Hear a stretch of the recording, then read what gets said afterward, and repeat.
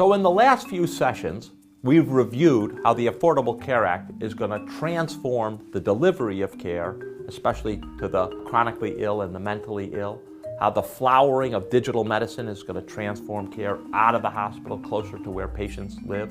We also looked at how the Affordable Care Act is going to change the landscape for insurers, making their business very different. No longer are they going to be taking premium from employers and then insuring patients and providing payment to doctors and hospitals. They're going to be more integrated with the provision of care and with hospitals and being part of the delivery of care to patients.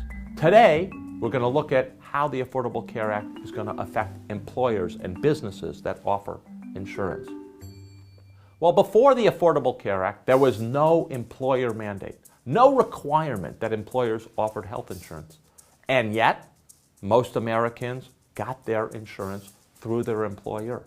Employer-sponsored insurance was the dominant way we got covered. Why? Well, there are a number of reasons that incentivize employers to give health insurance to their workers.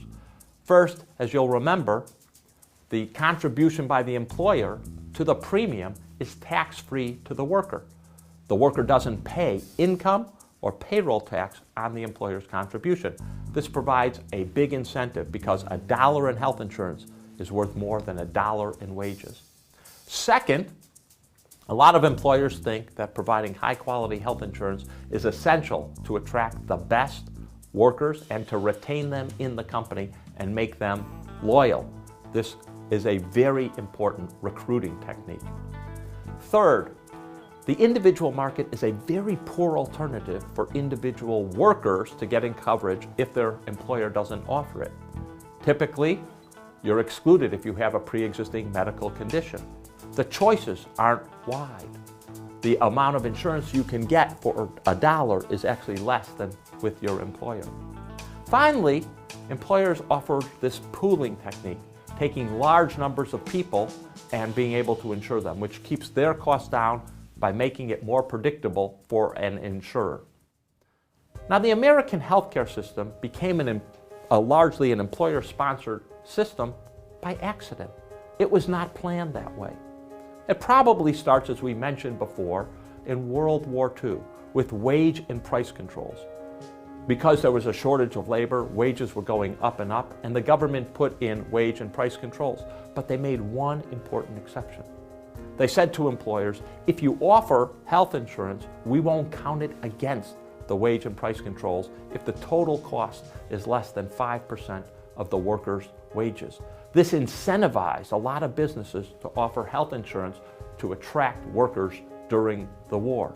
And then, after the war, the Congress passed and the IRS decided that health insurance premium that paid for by the employer would not count against income or payroll taxes. And again, that incentivized a lot more emphasis on employer-sponsored insurance. But this system of employer-sponsored insurance is not efficient. For one thing, it means that a lot of people are locked into their job. Job lock, as the economists call it. They might want to switch jobs. They might want to start their own company, but they have to stay with their existing company because they get a good health insurance product for them, and if they started their own company, they couldn't afford it. It's also inefficient in that this tax exclusion that we've talked about costs the federal government $250 billion per year. It's the single largest tax exclusion in the entire tax code, so it loses the government a lot of revenue. Well, before the Affordable Care Act, there were already changes in employer-sponsored insurance. And in particular, there'd been a steady, slow decline in the number of employers offering insurance to their workers. It had become very expensive, and some employers decided they couldn't afford it. That steady decline over the decade before the Affordable Care Act can be seen in this graph, and today, only 61% of private sector workers actually have health insurance through their workers. And it's not as if this steady drop in coverage has been the same insurance. As a matter of fact, most employers have also been shifting more of the cost of health insurance to their workers. they actually charge them more premium. But more importantly, they've actually increased the amount of deductibles and copays that workers have to pay.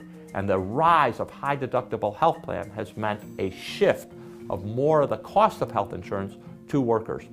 All those were trends before the Affordable Care Act was passed. Now, the Affordable Care Act transformed the landscape. The first and probably most important thing it did is to change the options for individuals by creating the exchange. Remember, the exchange is a marketplace where private insurers compete in 4 metal categories: bronze, silver, gold, and platinum. And individual consumers decide which health insurance they want. So in the exchange, there's more choice. People shopping in the exchange get subsidies from the government to make those premiums more affordable. It's pretty easy. It's shopping on the web. And probably most importantly for many people, there's no pre-existing condition exclusion.